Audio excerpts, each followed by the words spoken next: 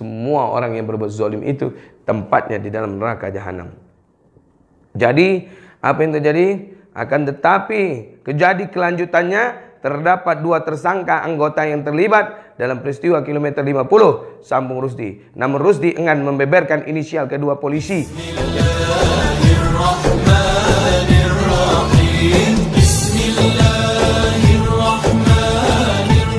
Bismillahirrahmanirrahim. Assalamualaikum warahmatullahi wabarakatuh. Alhamdulillah wa syukurillah wa ni'matillah wa la hawla wa la quwata illa billahil aliyil azim. Rabbi israh li sadri wa yassir li amri wahlul 'uqdatam min lisani yafqahu qawli. Shadaqallahul azim. Sahabat surga Cahayati News dimanapun Anda berada, bertemu lagi kita pada konten yang bisa menghasilkan ladang jariah ketika kita sebarluaskan berita aktual, berita fakta, berita terkini, berita sesuai dengan sunnah Rasul. Qul al-haqqu law kana mura. Katakan kebenaran walaupun kau berada di balik jeruji besi. Katakan kebenaran walaupun kau terintimidasi. Katakan kebenaran walaupun engkau harus ditembak mati. Masya Allah. Sahabat keinginan Allah Subhanahu wa taala dari metroonlinenet.com. Masya Allah. Berarti ini kita dapatkan beritanya dari metroonlinenet.com. Apa yang terjadi sahabat keinginan Allah? 3 polisi yang diduga penembak Laskar FPI jadi tersangka, 2 diproses hukum. Dari dulu ini terus beritanya. Sampai sekarang tidak ada lagi berita kayaknya nih.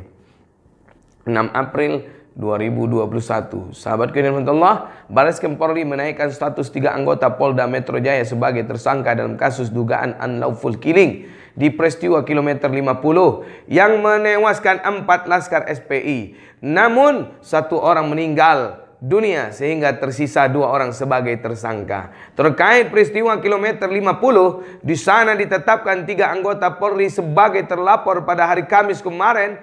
Penyidik telah melaksanakan gelar perkara terhadap peristiwa kilometer 50 dan kesimpulan dari gelar perkara yang dilakukan, maka status dari terlapor 3 tersebut dinaikkan menjadi tersangka. 3 tersangka ujar Karopenmas Divisi Humas Polri Brigjen Rusdi Hartono di Mabes Polri Selasa pada tanggal 6 April 2021. Yang jadi pertanyaan, Pak Rusdi, dari kemarin 3 jadi tersangka, tapi belum dibeberkan siapa nama yang 3 itu, apa jabatannya, kemudian dari pihak mana dia, kemudian dari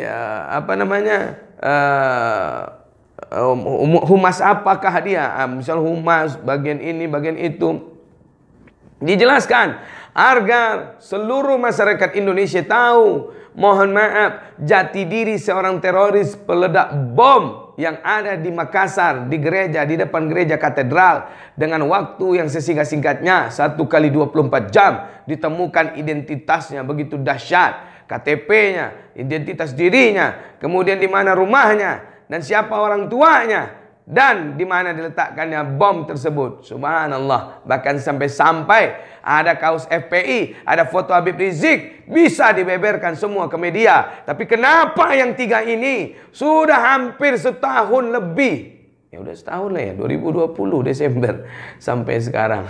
Maksudnya udah berganti tahun. Dari 2020 sampai 2021. Namun belum dibeberkan siapa namanya, di mana tinggalnya, dan apa jabatannya, dan statusnya ini perintah atau tidak. Dan bawa mereka ke media, tampakkan wajahnya di media, ajak dia ngomong di media, agar semua masyarakat tahu betul-betul bahwa dia melakukan itu atas keinginannya sendiri, bukan karena atas perintah atasan. Kalau memang itu bisa dibuktikan, kami diam. Kami tidak akan lagi memberitakan apapun tentang penembak syuhada ini. Kami sudah berterima kasih kepada Mabes Polri, yaitu markas besar Kepolisian Republik Indonesia, bisa mengusut siapa pembantai dan pembunuh 6 Laskar Syuhada ini. Bahkan siapa aktor di sebelah semua ini atau dalang semua ini. Maka kami akan diam, kami akan tenang. Kenapa? Berarti Mabes Polri sudah menjaga marwahnya, bahwa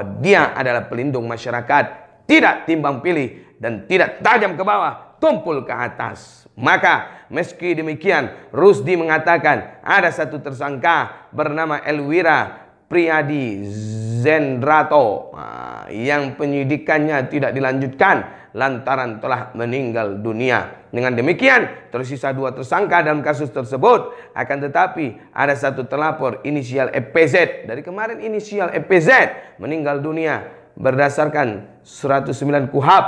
Karena yang bersangkutan meninggal dunia, maka penyidikan langsung dihentikan paparnya. Jadi kelanjutannya terdapat 2 tersangka yang terlibat dalam peristiwa kilometer 50 Sambung Rusdi. EPZ meninggal. Mohon maaf lahir batin, dia meninggal eksiden sendiri. Sudahkah diberitahukan di mana tinggalnya agar wartawan bisa datang ke rumahnya, bertanya kepada orang tuanya, mencari tahu segala macamnya? Tujuannya tidak lain tidak bukan agar semua transparansi, agar semuanya terbuka, agar masyarakat Indonesia mengetahui tentang EPZ ini. Maka jangan sampai ada dusta di antara kita, karena kedustaan dan kebohongan itu akan dilaknat oleh Allah Subhanahu wa taala. Inna zulmun dakhalan nar. Semua orang yang berbuat zalim itu tempatnya di dalam neraka jahanam. Jadi apa yang terjadi? Akan tetapi kejadi kelanjutannya terdapat 2 tersangka anggota yang terlibat dalam peristiwa kilometer 50 Sambung Rusdi. Namun Rusdi enggan membeberkan inisial kedua polisi yang jadi tersangka. Kenapa lagi? Enggan. Ada apa? Dia meminta masyarakat bersabar supaya penyidik bisa menuntaskan kasus kilometer 50. Bersabar bagaimana, Pak? Maaf, teroris yang masuk ke Mabes Polri 1 kali 24 jam. Pemboman yang terjadi di gereja katedral masyarakat di Makassar dalam waktu 1 kali 24 jam. Kenapa kasus kilometer 50 ini berat, Pak? Apakah mohon maaf ada petinggi dari Mabes Polri yang ikut di dalamnya, atau mohon maaf ada lahir batin intimidasi dari pihak-pihak komunis Cina? Allahu Akbar. Kita tunggu saja tugas yang dilaksanakan penyidik untuk dapat menuntaskan kasus kilometer 50 ini secara profesional, transparan, dan akuntabel tutupnya. Oke, kami tunggu transparan, akuntabel, profesional. Tidak ada lagi dusta di antara kita. Tapi jangan lama-lama pula. Mohon maaf lahir batin, ya. Kalau lama-lama kami bisa mohon maaf lahir batin mencari kebenaran sendiri, dan data-data fakta semua sudah dapat oleh pihak-pihak TP3, yaitu tim pengawas pembunuhan 6 syuhada. Sebelum salah satu polisi yang diduga menembak laskar FPI dalam kasus kilometer 50 meninggal dunia karena kecelakaan tunggal, polisi berinisial EPZ itu meninggal setelah mengalami kecelakaan pada 3 Januari 2021. Dan untuk diinformasikan, satu terlapor atas nama EPZ telah meninggal dunia dikarenakan kasus kecelakaan tunggal motor Scoopy, yaitu terjadi pada 3 Januari 2021 sekitar pukul 23.45. Ujar Karo Penmas Divisi Humas Polri Brigjen Rusdi Hartono dalam jumpa pers Mabes Polri Jumat 26 Maret. TKP dari kecelakaan tunggal tersebut yaitu di Jalan Bukit Jaya, Kecamatan Setu Kota, Tangsel. Kemudian pada tanggal 4 Januari 2021 sekitar pukul 12.55 WIB yang bersangkutan dinyatakan meninggal dunia lanjutnya. Baik, kita sudah sampaikan kemarin tentang Jalan Bukit Jaya dan Bakti Jaya. Maka dengarlah berita yang sebelumnya, wahai sahabatku yang dirahmati Allah Subhanahu wa taala. Disitulah kenyataan betul tidak ada jalan tersebut atau tidaknya. Maka sahabat, kami sampaikan berita aktual dan fakta. Maka sama-sama kita lihat bahwa kesaksian kilometer 50 sudah mulai membongkar dan mengungkap kenyataan dan faktanya. Sama-sama kita lihat video berikut ini. Subhanallah.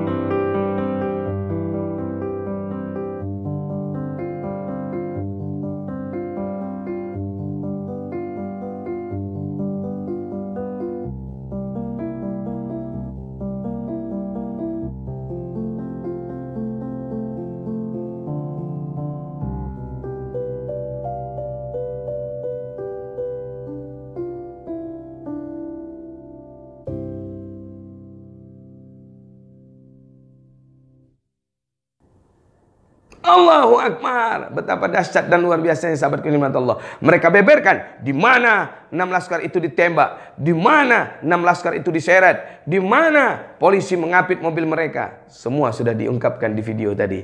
Maka kami sampaikan berita aktual, fakta dan terkini sesuai dengan sunnah Rasul. Kul al-haqqu law kana mura. Maka nilailah wahai sahabatku yang rahmat Allah, apakah ini benar atau tidak. Maka sahabatku yang bisa memberikan komentarnya, komentarlah dengan yang santun dan sebarluaskanlah berita ini agar semua masyarakat tahu tentang bahwa akan ada pengusutan tersangka tentang 6 laskar penembak 6 laskar syuhada ini. Terima kasih. Assalamualaikum warahmatullahi wabarakatuh. Alhamdulillah.